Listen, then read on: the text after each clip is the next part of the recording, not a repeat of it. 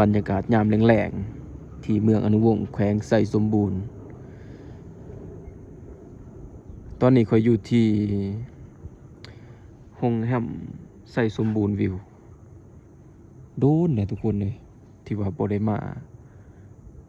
มาชมจุดนี่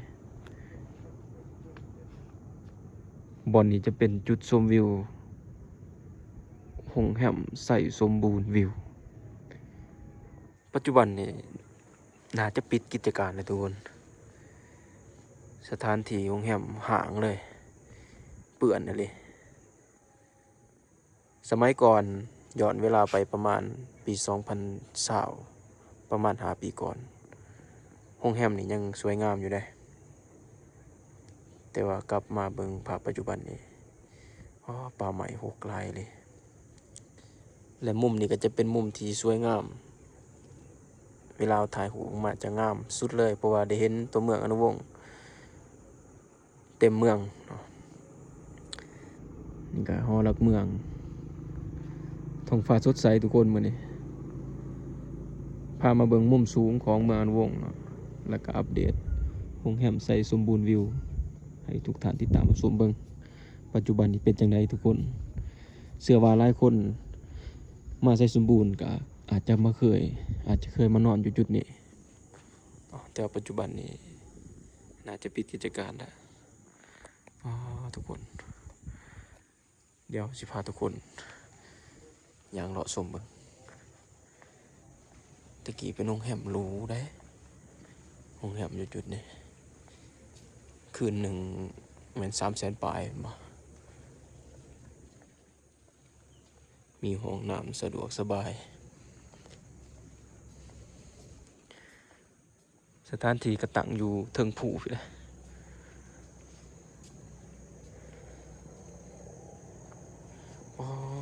ป่าหญ้าหกขนาดบ่คิดเลยว่าสภาพปัจจุบันสิเป็นจังซี่ทุกคนมีทางลงอยู่บ่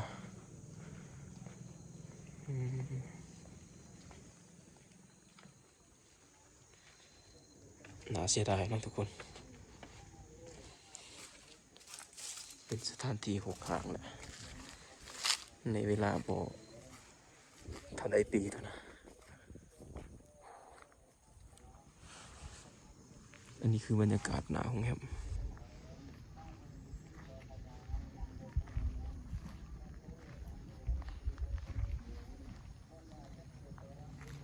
บ่คิดเลยทุกคนว่าสภาพโรงแรมไส่สมบูรณ์วิวปัจจุบันสิเป็นจังซี่มีอยู่3 หลัง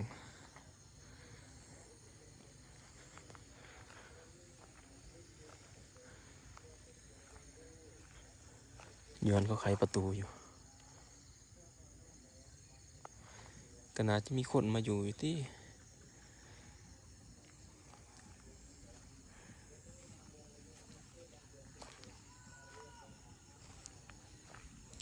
บรรยากาศ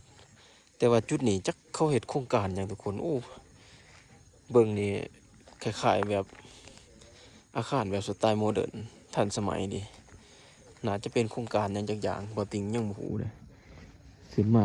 มาฮอดปีจังหูว่ามันมีโครงการนั้น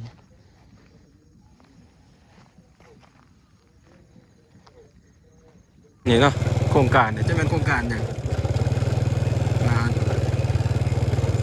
แต่ว่าก็เฮ็ดแล้วไว้อีหลีเลยบ่อนนี้เป็นเดินยนต์บ่อนยนต์เฮลิคอปเตอร์เขาจะมาจอดทันสมัยเลยเป็นแบบคล้ายๆคือแบบบ้านพักจำยาวอยู่ตรงห้องแฮมใส่สมบูรณ์วิว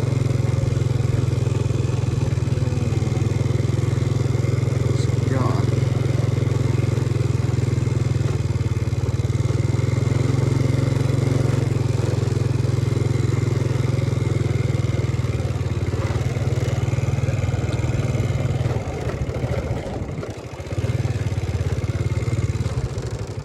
จะเป็นแบบคอนโดก่อนที่จะเดี๋ยวบัดเด็กสิพาขี่รถสำรวจเบิ่งป่าแปลกแปลงไส่สมบูรณ์ สถานที่ตั้งอยู่ห่างๆกันครับภูโหลนอยู่ตีนภูโหลนบรรยากาศวิวคล้ายๆคือภาพหน้าปกวินโดว์ XP เลยสวยบรรยากาศอีกมุมหนึ่งอยู่แขวงไสสมบูรณ์ทางมาป่าแปลกทางนี้ก็สิมีภูโหลนคือกันทางนี้นี่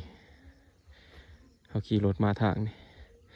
ทางนั้นก็จะเป็นบรรยากาศด้านในตัวเมืองเขาขี่รถลงมาตามเส้นทาง13 ธันวาเดี๋ยวมาเบื้องนี้ก็จะเป็นโรงเรียนวิชาชีพแขวงไสสมบูรณ์ตัวนี้เป็นโรงเรียนวิชาชีพ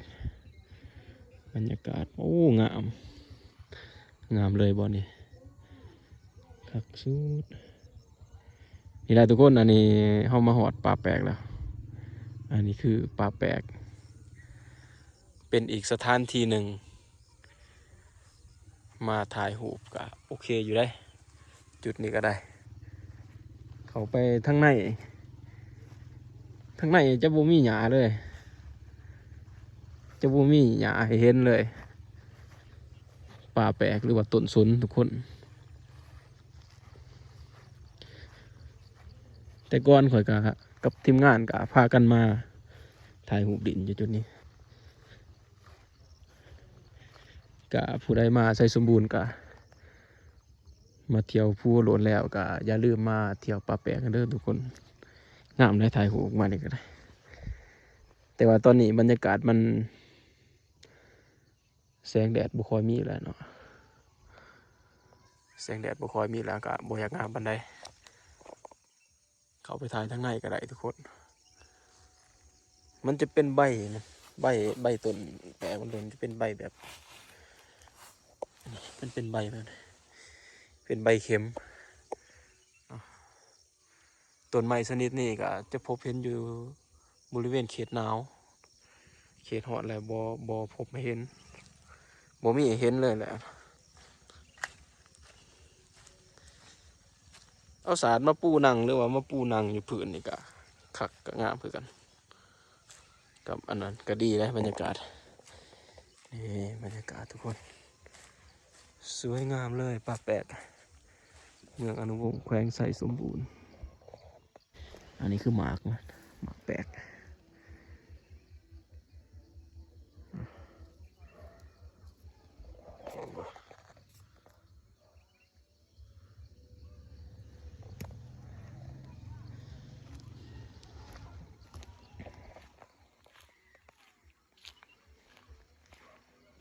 บรรยากาศบนนี้ก็ดีคักอะลีเด้อ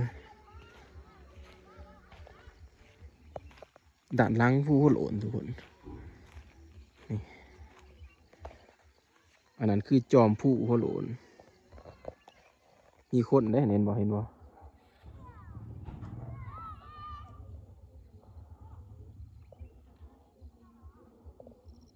อ๋อสวยงามเลยวันนี้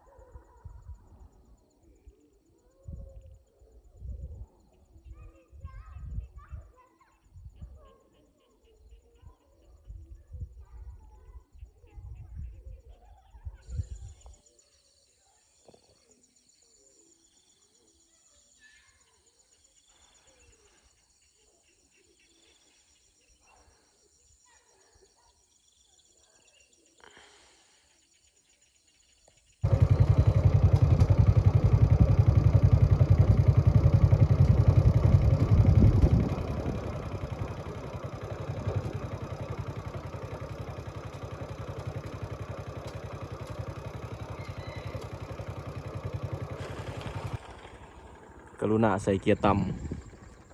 ำตอนนี้เขามาฟูโหลนหญ้าเขียวคักเลยเด้อทุกคนเลยถูกสวิตเซอร์แลนด์แดนลาว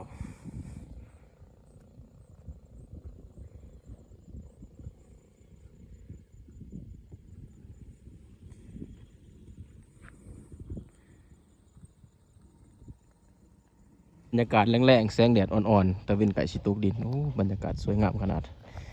ตอนนี้หญ้าอยู่ภูโหลนเขียวคักอะไรเขียวงามมาดีทุกคน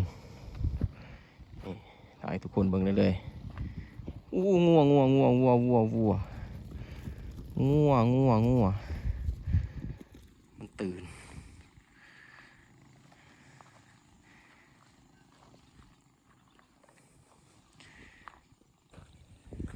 มื้อนี้ค่อยจอดรถไว้อยู่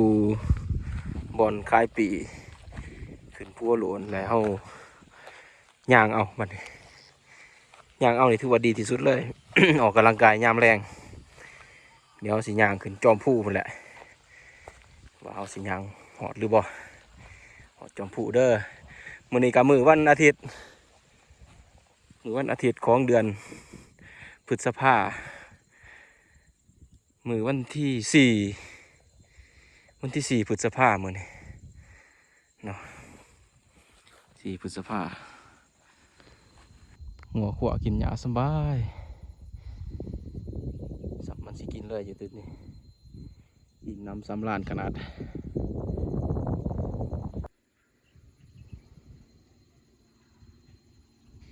เสียงหนูกระทาป่าห้องทุกคน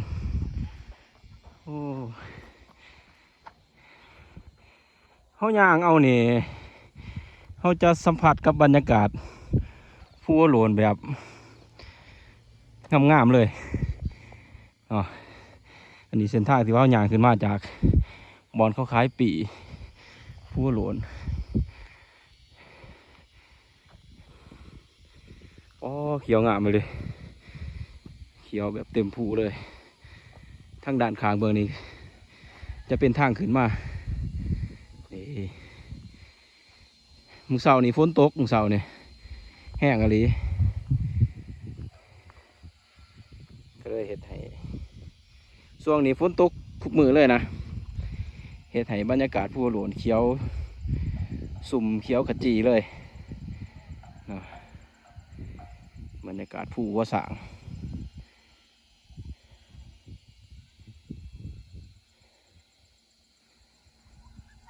หลายคนอยากมาลินภูโหลนแบบวางแผนอยากมาเที่ยวอยากเห็นตอนมันเขียวๆนี่คือมันจะเขียวแต่ช่วงระยะนี้เป็นต้นไปแต่ช่วงที่เขียวที่สุดแบบหญ้ากำลังยาวแบบพอดีงามนะคือช่วงเดือน7เดือน8โอ้ส่วนนั้นคักหลายมีสายหมอกอีกส่วนนั้น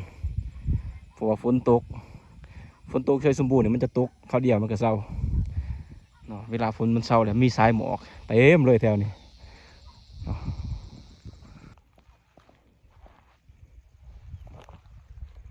โอ้บ่อนี้เป็นหุบเขางามเลยฝากไปทุกคนตอนนี้มาติงขึ้นมาถ่ายวิวอยู่ที่บ้านพักทางอากาศนี่คือโซนหน้าบ้านพักเมืองแกงสุมีคนมานอนอยู่ไหนเห็นเขาเจ้าปวดเกือบอยู่ไหนอยู่นอก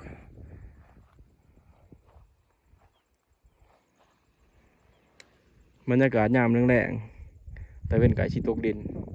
แสงแดดอ่อนๆกระทบใส่หญ้าเขียวขจีเต็มหน่วยภูเลยนั่นนกกระทาอีกแล้ว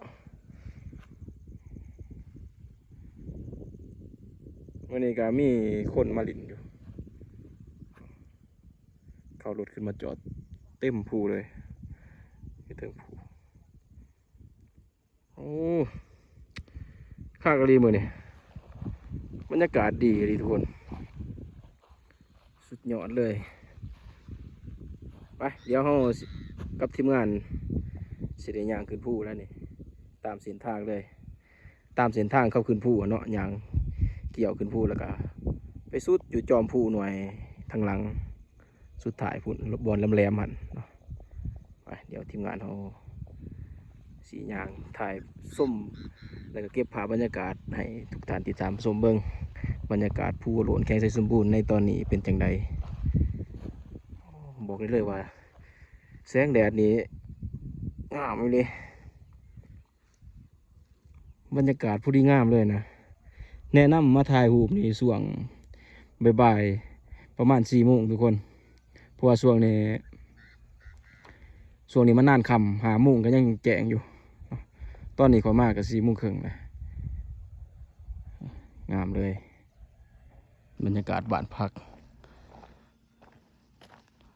ตอนนั้นมารีวิวให้เบิ่งคืนหนึ่ง300,000ครับว่าแต่ว่าปัจจุบันนี้บ่ฮู้ว่าขึ้นราคาหรือบ่หรือว่าราคาสำเก่าวิวได้เลยเดี๋ยวมาทางลมเห็นวิวตัวเมืองอนุวงศ์บรรยากาศภูสายภูมีสายหมอกออกมาให้เห็นมื้อนี้สวยงามหลาย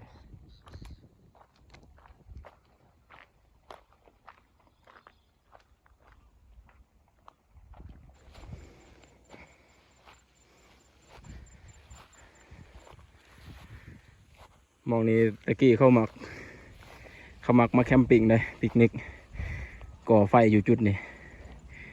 เดี๋ยวเขาจะก็ไปนอนอยู่ตู้มัน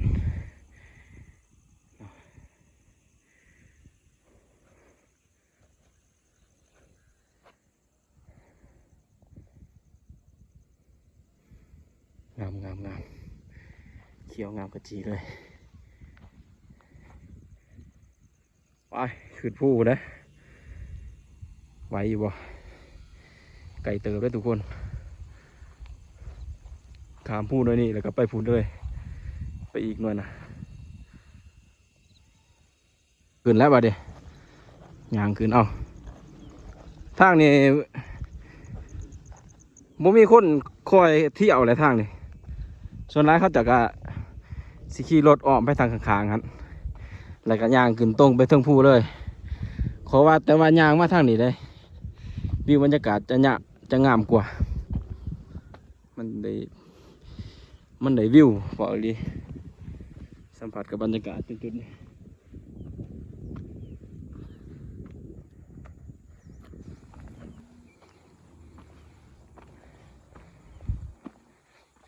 ขึ้นมาแล้วบัดนี้ยังอีกหน่อยหนึงขามด้วยนี่แล้วก็ยางลุ่มๆแล้วบัดนี้สวยงามเลยทุกคนวิวบรรยากาศได้เลย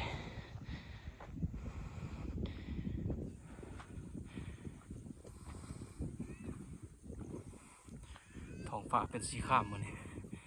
สดใสดีบรรยากาศผู้น้อยนี่อยากมีความคล้ายคือกับภาพที่หลายคนคุ้นเคยภาพที่ทั่วโลกคุ้นเคยเนาะนั่นก็คือภาพหน้าปกอยู่ในคอมรุ่นเก่าๆ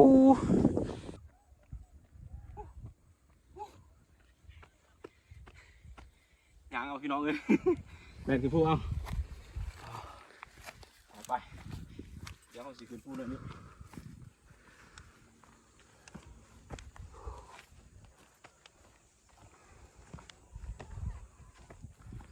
สั้นเนาะ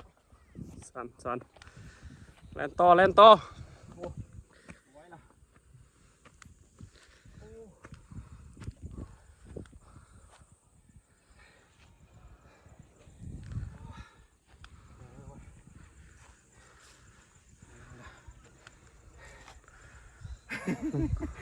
ต่อเมื่อยเลยเป็นน้ำแรงมากเลยเดี๋ยวเบิ่งบรรยากาศเลยครับ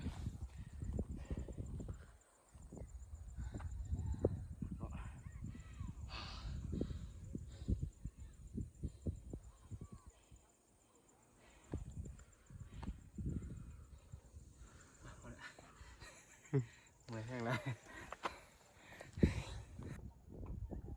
ขึ้นมาจุดนี้เขาก็สิแนมเห็นสายภูบี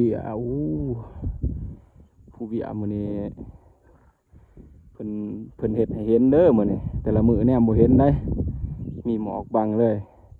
มื้อนี้เห็นจางปางเลยมื้อนี้ภูที่สูงที่สุดในประเทศลาวเด้อภูนี่ภูบีหลังคาแห่งสปปลาวสูง 2,820 เมตรเดินทางต่อหนทางเฮายังยาวไกลพูนแหละบ บอลคนเสือขาวๆยางกูแหละไปนี่ทุกคนแล้วเขาก็ยางขึ้นมาหอดไก่สิหอดผู้จอมผู้หัวโหลนแล้วอ้าวแต่ว่าผมมีคนเลยเขาจะมาตะเว้นนะแล้วเขาจะยางลงไป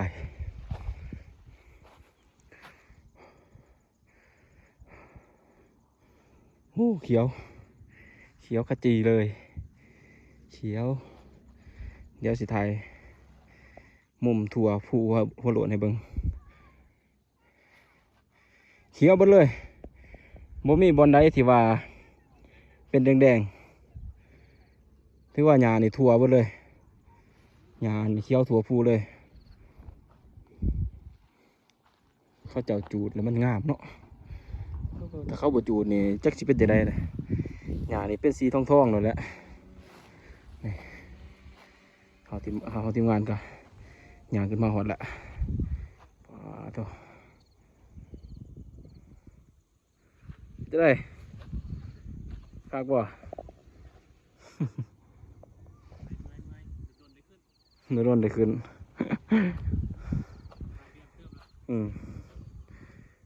มันก็ไข่กว่านั่นได้เนาะ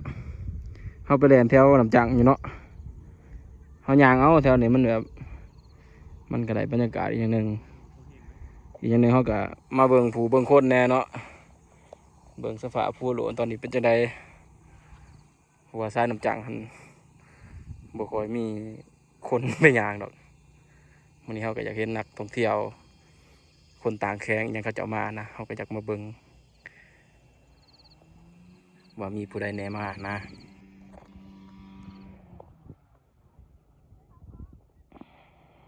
ต่อทุกคนต่อไปนั่งเรียนอยู่ผู้คนแหละจอมผู้คนแหละลงทางนี้บ่ปกติแล้วเขาจะสีย่างไปทางนั้นไปทุกคนพอกันอยู่ผู้เด้อพอกันทางนั้นเลยทางขึ้นจืด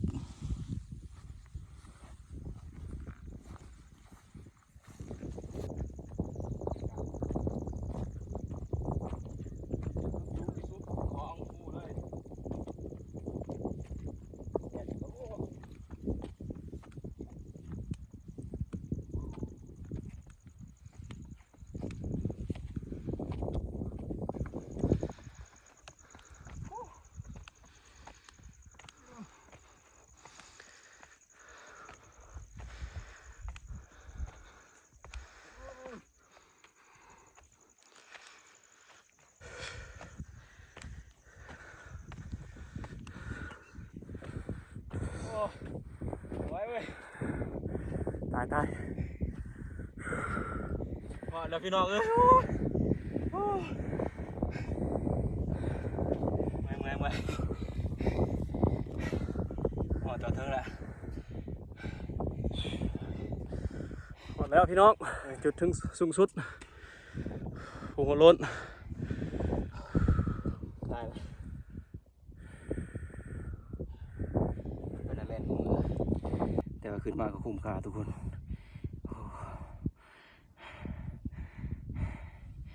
สวยงามสุดเหลือเกิน